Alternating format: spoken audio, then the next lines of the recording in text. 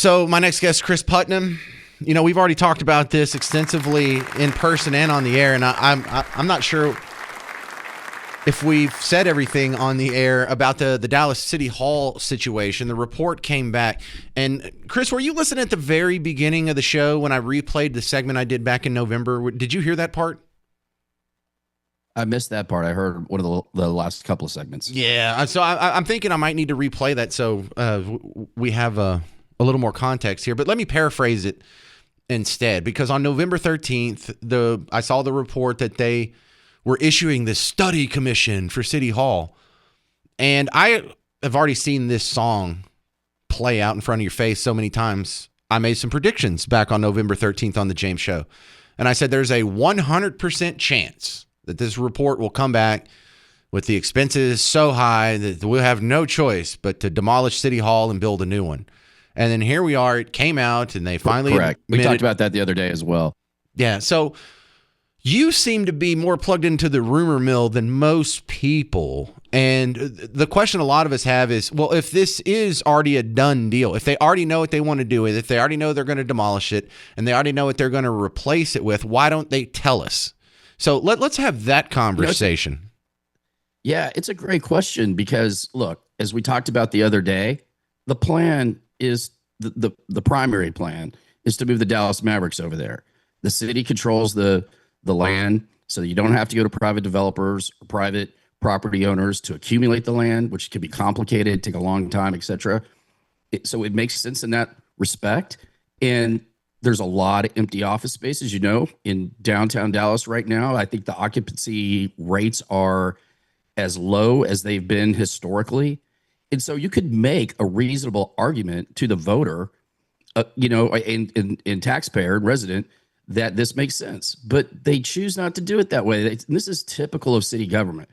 They're trying to pull the wool over everybody's eyes. And the problem here is this $1 billion rehab is nonsense. It's an incredulous number and doesn't pass the smell test. I think I heard you mention that the developer was able to redevelop, what was it, Notre Dame? Yeah. For less money. There's like 3 or 4 other examples, including the Louvre in Abu Dhabi, built it brand new. Same thing with the highest residential skyrise in New York City. So I don't know why they play these reindeer games, but they do. And, I have personal experience with this, having been an elected official in a local government.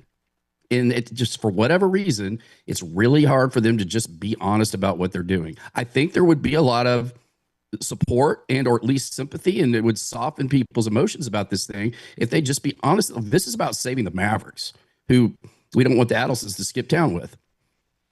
Right. Well, also, like, why don't they want the Mavericks to move to the old Valley View spot? What's the advantage here? Is this the eminent domain part? Downtown revitalization. Again, I hate that. But that's what it is.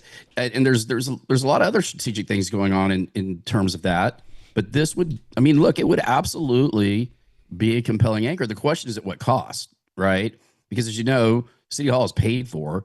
This number is ridiculous. In fact, was it today or yesterday? They had the meeting, with council people present, and they basically acknowledged that there's no major structural damage to the facility. There's a failing fire suppression system and water infiltration issues, but no structural damage. So to believe that this thing is going to cost $1 billion that's where they just, again, don't pass the sniff test. Well, it also doesn't pass the sniff test, Chris Putnam, because if they demolish this paid-off building and they have to go rent from somebody, who does that benefit?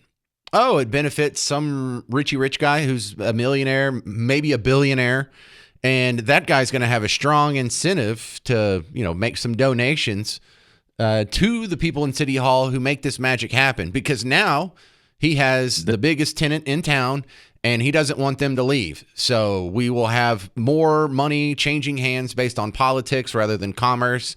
And that's just not good for anybody. That's corrupt. Well, there's already some strong rumors going around about some very well-known individuals in town doing just that and working with a couple of city council people to facilitate that. In this case, it might not be a rental. There's plenty of real estate to purchase down there. And again, like, if the value proposition is, however we're going to deed this property to the Mavericks or Cuban's partners, whoever it ends up being, And, you know, in the end, we're going to save taxpayers because you have these low occupancy rates, and it's either cheaper to purchase a new building than whatever the real cost is to rehabilitate this one, and or lease, whatever makes sense on, you know, financially. Okay, now we can have an intelligent discussion. The problem is we're not. we're, you know, we're just not telling residents and taxpayers the truth about what we're up to. Why do we lose our mind when it comes to sports? Why does Arlington just saddle themselves with $1 billion in new taxes over stadiums? Because we just subsidized the American Airlines Center over here 20 years ago. It's no good anymore. Yeah, it's no, and you know, the thing about it is I grew up in Arlington and around all of that. And when a lot of the voters were making those decisions, and they're not good economic decisions. They, you know, for all the retail and restaurant and hotel you're going to, you know, potentially develop, there's a huge cost. I mean, in most cases, as you know, the cities are financing construction, they're financing land purchases, you know, over long periods of time on behalf of these guys who then turn around and make massive profits on these developments. See Jerry Jones. That, you know, that AT&T Stadium is as much a, you know, a profit center for him as the team itself. And so I, you know, I wish I could answer that question. I always use the Fort Worth use case. Fort Worth doesn't have a professional sports team, and they're doing great. They have no problems at all with economic development in that sense. They have a more revitalized downtown, Chris. I hate that word. Yeah. The mayor was actually, I think he made an appearance at this meeting. It was today or yesterday, and he didn't stay, but, you know, he made the comment that, you know, maybe we don't even have a centralized business district anymore. Maybe things are just more fragmented, you know, across the city. But the question then was, what happens to downtown, right? It could be ugly. So it's getting ugly.